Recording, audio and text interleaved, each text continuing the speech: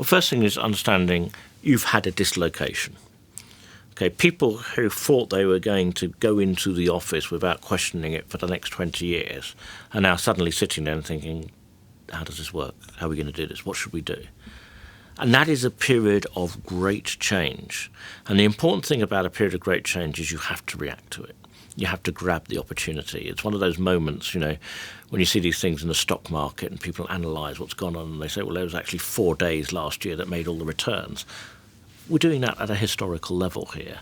So this is the moment where we actually have to realise that we've got to get on with it, make some brave decisions. Some of them will be wrong.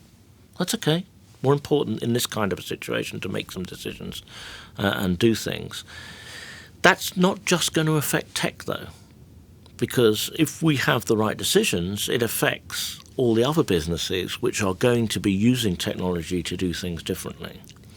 So the crucial thing is sitting down and working out what matters in a forward-looking way. And, for example, if you take something like the UK research councils, they spend a very large amount of taxpayers' money. And there's a system where if you have a little research lab in a university, every year you send in your grant application and hopefully you get some money. The problem with that is no one goes around killing these things. So the little bit of research that's been going on for the last 20 years, because it's there to fill in the form, keeps doing that. Well, we need to be brave. We need to say, sorry, cybersecurity, everyone's working from home. We're under continual attack as part of this new kind of cold cyber war. Let's make sure that we make the changes that mean that we're already a number one in this area. Some of that's the GCHQ legacy and other things. Let's make sure that we are doing what it takes to make that happen. So one of the very difficult things in cybersecurity is why would a big company trust a small company to do their cybersecurity? So it's very hard for the little guys who have amazing ideas to get started. Well, hard work though it is, why don't we use our assets there? Why don't we get the GCHQs of the world to actually help say, yeah, that's good, and we're happy it's safe. Why don't you try it?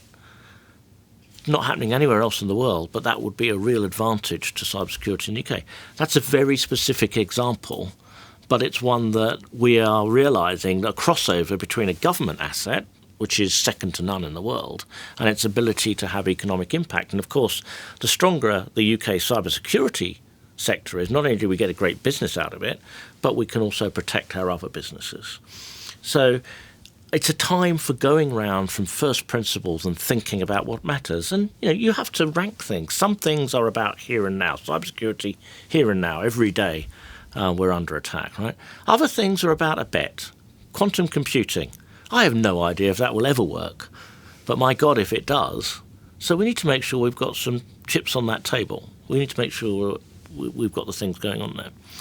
I think the other thing that we need to appreciate is there's a cultural issue in the UK. So for many years, there was an idea somehow that engineering, for example, was trade, and trade was different to more important things. And this has been well covered in culture. C.P. Snow's book, The New Men, all about the two cultures, going back to the 50s in that debate. J.J. Thompson, incredible scientist, but he was a gentleman. Whereas, engineering is different. Well, those two are merged these days. There's not a lot of difference.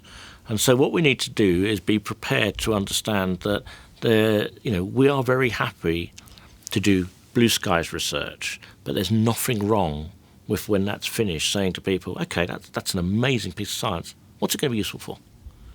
We're squeamish about saying that. As long as we still allow it to be done, there's no problem in asking the question at the end of the form. Because when those people think about it, I guess you could use it for this. Great, then we started the chain. One of the things about the research councils is they're doing a great job, but they need to kill some things. We're in awe of some historic technology successes. There's new things happening. It's moved on. Similarly, Innovate UK, it's a great goal to give little grants to companies to innovate. But what you mustn't do is create a culture where the companies are relying on that. So, I would be, very simple change would be you can have 2 grants in a row. For the third one, show me what you've sold.